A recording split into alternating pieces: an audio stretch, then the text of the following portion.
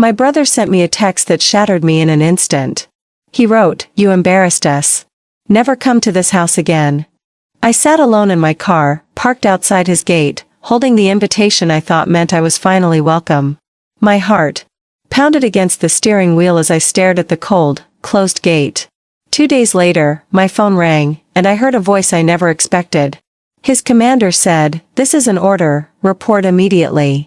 In that moment, my entire life turned upside down. I grew up in a family where honor wasn't just a word. It was a law. My father, Tom, was a retired Air Force mechanic who carried discipline in every breath. My mother, Janet, spent her nights patching up local veterans at the clinic and her days defending my brother like he was the last sacred thing in the world. And then there was Lucas, my older brother. To them, he was a living monument to everything our family stood for. Strong, charming, a decorated Air Force officer. His medals lined the living room shelves like trophies at a museum. He could do no wrong, and when he walked into a room, people stood taller and spoke softer, as if his presence alone demanded it. I was Alara, the quiet one. The girl who loved to tinker with small machines in the garage instead of playing sports. Or charming guests. While Lucas trained in obstacle courses and flight drills, I spent late nights soldering wires and coding flight patterns for my small drones, dreaming about how they could one day save lives. My parents treated my work like a hobby I'd outgrow. Every dinner, my father would ask Lucas about training or missions, and my mother would nod proudly, hanging on to every word. When they turned to me, they would ask, "Still working on those toy planes," and quickly shift the conversation back to my brother. For years, I swallowed my frustration and told myself that one day I would show them I wasn't just the odd one in the family. I spent every spare second working, eventually joining a research team focused on advanced military drone technology designed to locate and assist soldiers in dangerous rescue operations. Quietly, my work started to gain recognition, but I never brought it up at home. I thought if I just kept working, maybe they would see me for who I really was. When Lucas finally returned home from his last deployment, my parents planned a huge welcome home party. It was the perfect opportunity to celebrate him and everything he meant to them. Lucas sent me an invitation himself, and for a moment, I let myself believe it meant something. I spent days working on a small presentation highlighting my latest mission successes, how my drones had saved stranded units, hoping it would show him that I understood service too. Just in my own way. On the night of the party, I parked outside his house, my palms sweaty against the invitation. I looked at the front gate and imagined what it would feel like to finally be welcomed, to stand beside my brother and be seen as an equal. But before I even got out of the car, my phone buzzed. I opened his message and felt my heart stop. "You embarrassed us. Never come to this house again." I read it again and again, my chest tightening until it felt like I couldn't breathe. I pressed my forehead against the steering wheel, fighting back tears that blurred the words on the screen. Sitting there with the invitation still in my lap, I realized that no matter how hard I worked or how much I achieved, my family would always see me as the girl with the toy planes. The girl who didn't belong. In that moment, I felt more alone than I ever had in my life, parked outside the house I once thought of as home. But I didn't know then that my story wasn't over. In 2 days, everything I believed about my worth, my work, and even my brother was about to be rewritten forever. I sat in my car for what felt like hours, the invitation trembling in my hands. My brother's words echoing in my head like a hammer against glass. I tried to understand how it all went so wrong. Just days earlier, I had imagined arriving at Lucas's party, walking up the driveway with my shoulders back, maybe even seeing him smile at me for the first time in years. I thought he would finally see the real me, not the girl tinkering in the garage but the woman who had spent countless nights perfecting drone guidance systems that were now saving American soldiers overseas. But as I read his message over and over, shame washed over me in thick, choking waves. "You embarrassed us." I wondered if I had been wrong all along, if the problem wasn't them but me, that maybe I really didn't deserve to stand beside him, to be called his sister with pride. I started the engine but didn't drive. I watched the gate, hoping it might swing open, that someone would come running to tell me there had been a mistake. But the driveway remained empty and silent, each second confirming that I was unwanted. Eventually, I drove away slowly, my head heavy, every mile between me and that house feeling like a final nail sealing me out of their lives forever. At home, I threw the invitation into the trash and collapsed onto the floor of my workshop. I curled up next to my half-assembled drone prototypes, the metal and wires cold against my skin. My mind replayed every dinner table insult, every time my parents brushed off my ideas, every mocking laugh from Lucas when I tried to explain why my work mattered. I wanted to disappear, to vanish into the silence of that dark garage forever.in. The next 2 days, I barely ate. I didn't check my email. I ignored calls, even from my dad, who left voicemails saying, "Give him time, Alara. You know your brother. He needs space." My mom sent one text, "Please don't make this worse." Each message felt like another reminder that their loyalty would always be to Lucas first. Meanwhile, I sat surrounded by blueprints and soldering tools that used to make me feel alive.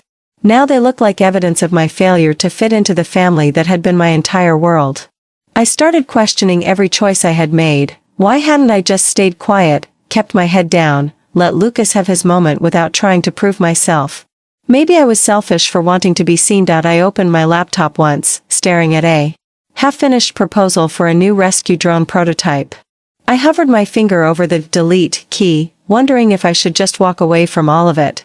I imagined quitting my job, moving somewhere no one knew me, leaving behind this identity that had brought me nothing but heartbreak. But in the quietest corners of my mind, the faces of the soldiers I had helped flashed before me, the pilots who made it home because of the early warnings, the families who got to hug their loved ones instead of receiving a folded flag. Those faces whispered to me that my work had meaning beyond my family's approval. Even so, the weight of my brother's words sat on my shoulders like armor I couldn't take off. On the second evening, I lay in bed, staring at the ceiling, my phone face down on the floor. My body felt heavy, every breath slow and jagged. That's when it rang, a shrill sound slicing through the thick, stagnant air of my room. I ignored it at first, assuming it was another apology I didn't want to hear. But then it rang again, and again. On the fourth ring, something in me snapped, and I grabbed it. The voice on the other end was sharp and commanding. "Is this Alara Morrison?" My mouth went dry. "Yes," I managed. "This is Commander Marshall. You're needed at the base immediately. This is an order." My heart stuttered. I don't understand," I stammered. His voice softened slightly but stayed firm. "There's a critical mission. We need your expertise. You're the only one who can run the new guidance system. This isn't a request." I sat up, my entire body jolting awake. For the first time in days, the fog around my mind cracked open. Commander Marshall didn't care about family dinners or who got the biggest toast at a party. He needed me because I had something only I could give. In that instant, I realized that all my life I had been fighting to be seen by people who had already decided I was invisible. But beyond those closed gates, there was a world where my work mattered more than my last name, where my value wasn't measured by who approved of me but by the lives I could save. As the commander gave me the coordinates, I grabbed my gear. My hands trembling but my mind suddenly clear. I didn't know what I would face when I got there, or what Lucas would think, but for the first time, I felt the faint spark of my own power flicker back to life. And I decided I wouldn't let anyone extinguish it again. When I hung up the phone, I sat on the edge of my bed gripping my flight jacket, staring at the floor as if it might open up and swallow the last pieces of who I thought I was. My head spun with the commander's words, echoing in my ears like a drumbeat I couldn't escape. "Report immediately. This is an order." For 2 days I had been sinking deeper into that old ache, convinced I was nothing but a disappointment. A mistake who dared to want more than quiet obedience. But the call pulled me out of that darkness with brutal force.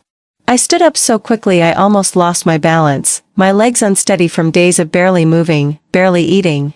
I looked around my room, scattered drone parts, tools, blueprints taped to the walls, each one a silent witness to the years I spent building a purpose no one else could see.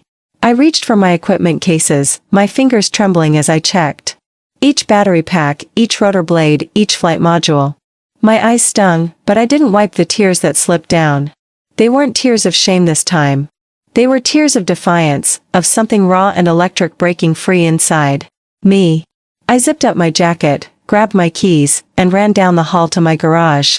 The metal door groaned open, and the scent of oil and solder hit me like a memory of every long night I had spent fighting to bring my designs to life. I loaded the cases. Into my car, double-checking every latch, every lock. My mind raced through the drone protocols, calibration checks, emergency codes. I whispered them aloud like a prayer, grounding myself in the language I knew best, the language of precision and readiness. I thought of Lucas then, of the night I sat outside his gate, the text that had shattered me. I let the memory surface, felt the sting fully, and then I set it down like a stone I didn't need to carry anymore. As I pulled out of the driveway, the streetlights flickered on, throwing long shadows across my path. I drove fast, my fingers gripping the wheel until my knuckles turned white.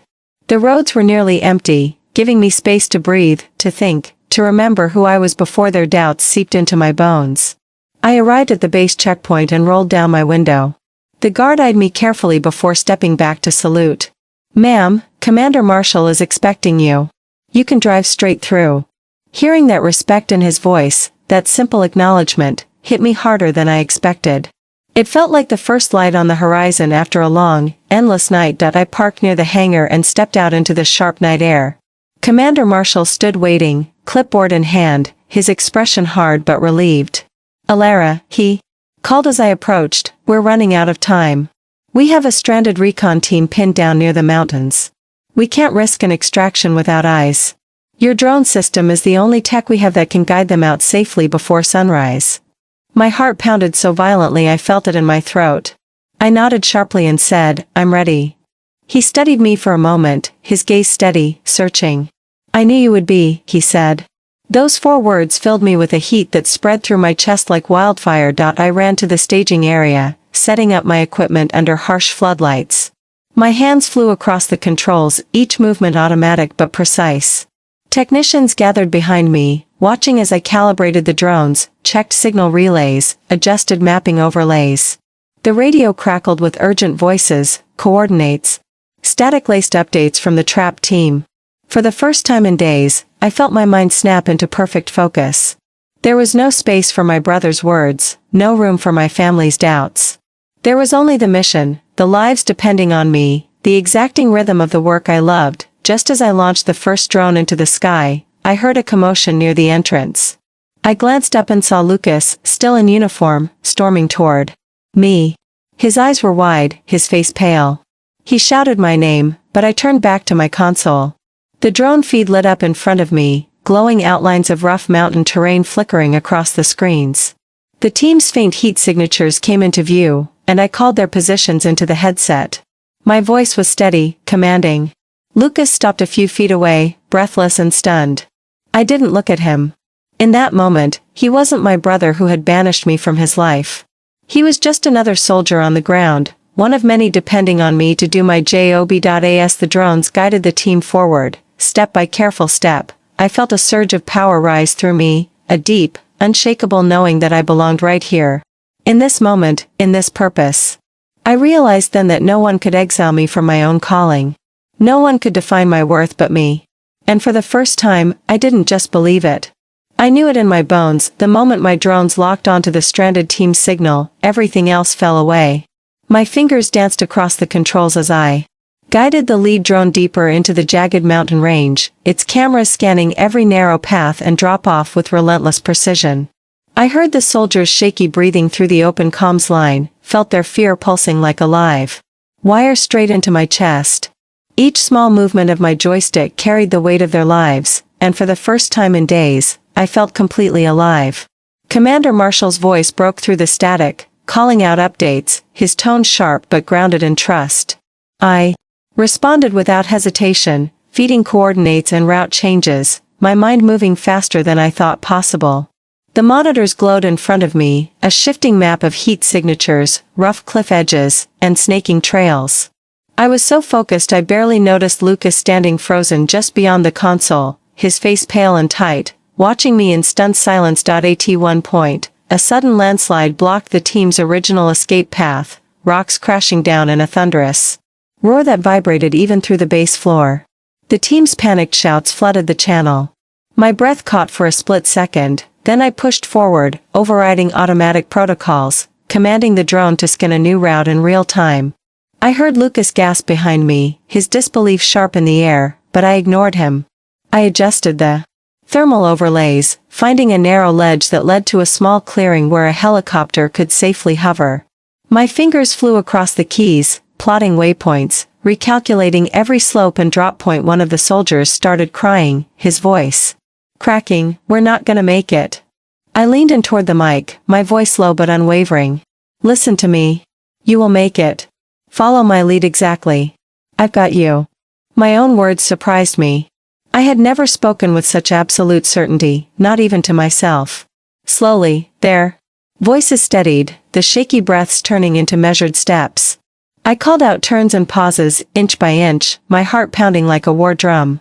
The minutes felt like hours, each second pulling me deeper into a state of pure focus. Then finally, through the thermal camera feed, I saw them emerge into the clearing, 5 human shapes huddled together, exhausted but alive. The pilot confirmed visual contact and prepared for the descent. I heard Marshall's voice crack slightly as he ordered final approach. The helicopter blades roared in the background, a rising storm that felt like victory itself. I guided the drone's lights to mark the landing zone, my hand steady even as tears began to blur my vision. When the pilot announced all soldiers were aboard, the room erupted in noise, cheers, relieved laughter, radio chatter so loud it washed over me like a wave. I felt my knees buckle slightly as the weight of it all hit me, but I grabbed the edge of the console and stayed standing. It was only then that I looked up and met Lucas's eyes.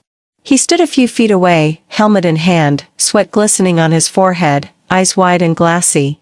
He opened his mouth once, twice, but nothing came out. Finally, he stepped forward, his gaze locked on me like he was seeing me for the first time in his life. "Alara," he croaked, voice low and ragged. You saved them. You saved us." His words fell into the space between us like an earthquake, cracking open something old and heavy that had lived inside me for years. I straightened, my tears still falling, but my voice calm and even. "I did what I was trained to do," I said, the words rolling out clear and strong. He took another step, his shoulders trembling. "I was wrong," he said, each word sounding like it was being dragged from somewhere deep inside.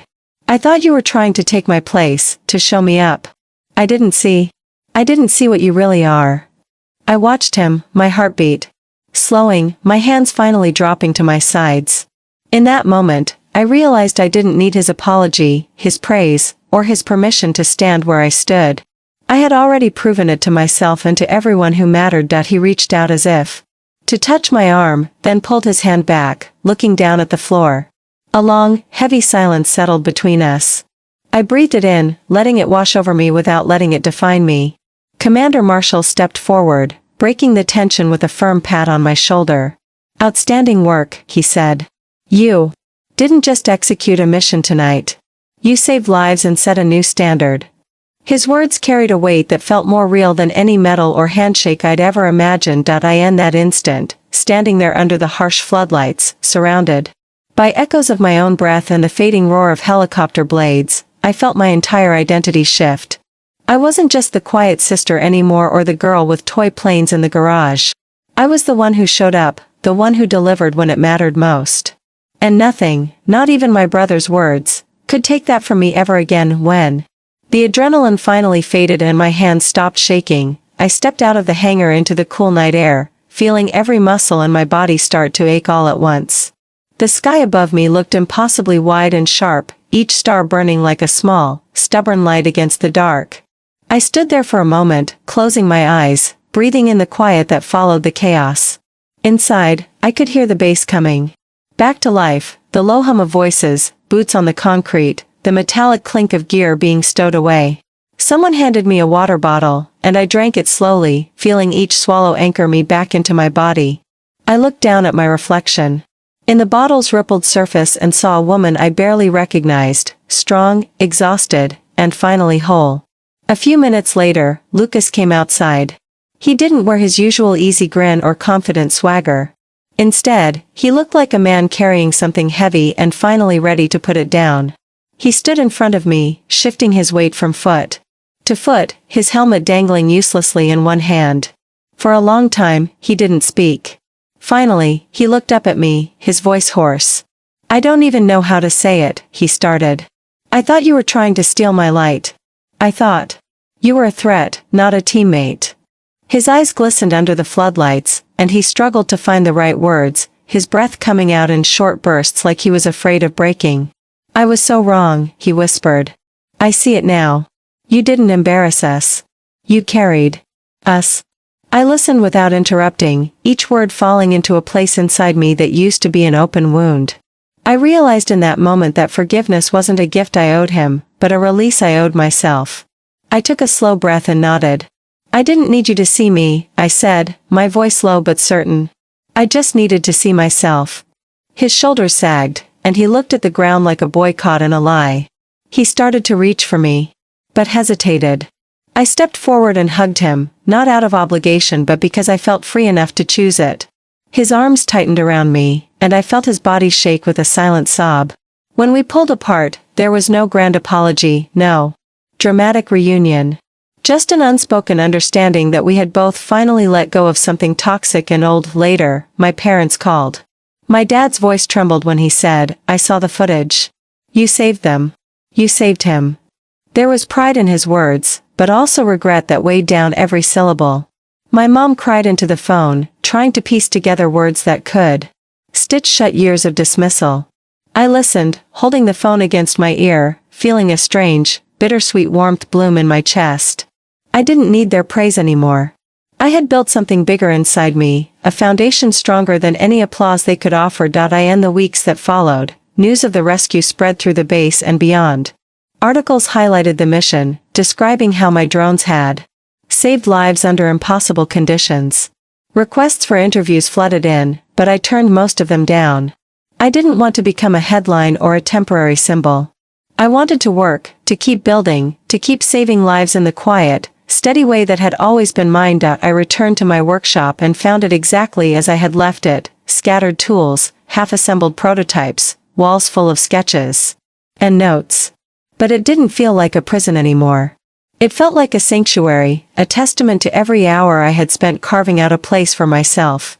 Soon after, I started mentoring young engineers, especially young women who reminded me of the version of myself that used to stay silent in family dinners, shrinking under someone else's spotlight. I watched them come alive with each successful flight test, each new code breakthrough, their eyes shining with the same fierce curiosity that had always guided me. Months later, I stood in front of a small group of these young recruits, their faces lit up with excitement and possibility. I saw myself reflected in them, not the quiet, apologetic version, but the woman I had become through fire and forgiveness. As I shared the story of that night on the mountain, I didn't tell it as a story of proving myself to anyone else. I told it as a story of finally stepping into my own light, of learning that true belonging starts from within. At the end of the session, one young girl raised her hand, eyes wide and earnest. "How did you know you were good enough to go?" she asked. I smiled and felt tears sting my eyes. "I didn't," I said. "But I went anyway." In that moment, I realized that was the lesson I had been chasing all my life, that courage isn't about being certain or waiting for permission. It's about showing up when it matters, even if your hands are shaking and your heart is screaming. As I watched them pack up and leave, their laughter echoing through the hangar, I stood alone for a moment, breathing in the echoes of my own journey. I wasn't just the sister anymore, or the girl who embarrassed the family. I was the woman who opened her own gate and chose to walk through it. And I knew, deep in my bones, that no one could ever close it on me again.